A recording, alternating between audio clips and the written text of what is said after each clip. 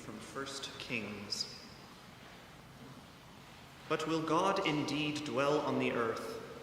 Even heaven and the highest heaven cannot contain you, much less this house that I have built. Regard your servant's prayer and his plea, O Lord my God, heeding the cry and the prayer that your servant prays to you today. That your eyes may be open night and day towards this house, the place of which you said, my name shall be there. That you may heed the prayer that your servant prays towards this place. Hear the plea of your servant and of your people Israel when they pray towards this place. O hear in heaven your dwelling place. Hear and forgive. The word of the Lord. Thanks be to God. Hopefully you all know me by now, but in case you don't, I'm the associate musician here at Christ the King. I'm Cantor Ben's right hand, or on the organ I suppose his right foot, as the case may be.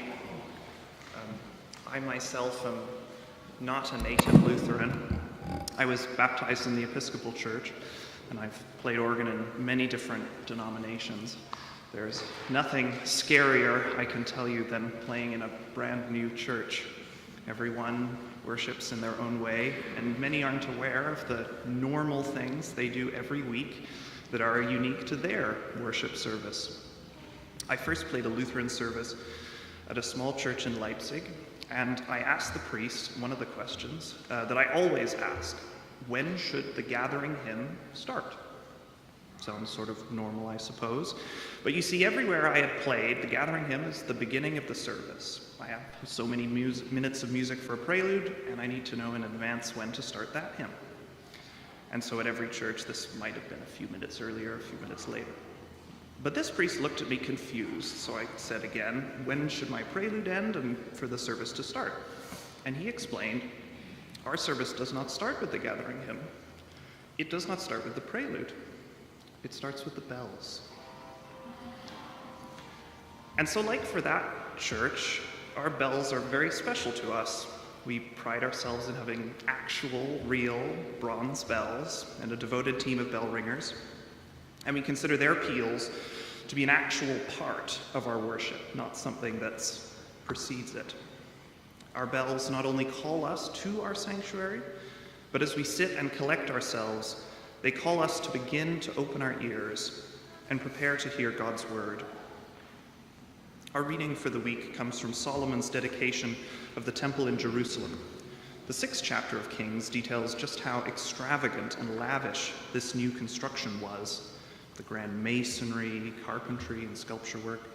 The entire inner sanctuary was decked with gold. So special was this place of worship that at least one of the writers of Kings says that the temple is the only legitimate place of worship.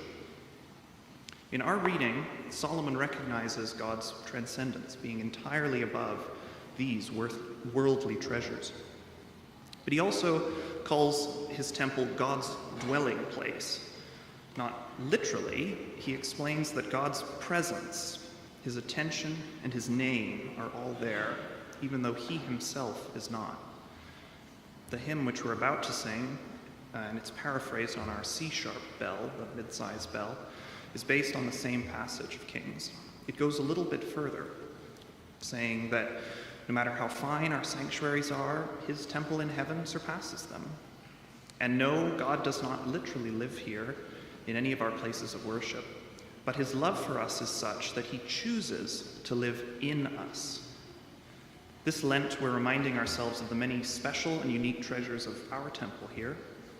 And as we celebrate this space as a house of praise, we should also look outwards, just as our bells sound outwards. Their sounding tells all of our neighbors that we are a community of faith. From here we proclaim the times that we gather together, when we say the Lord's Prayer, and the time that we go forth from this place into the world. When we go, we leave knowing that God, whose temple in heaven cannot contain him, chooses to abide in us. Whenever we hear our bells ring out, we should be conscious of that gift. And as we rejoin our greater community, we should remember we do so bringing from this place God's extravagant love for us all.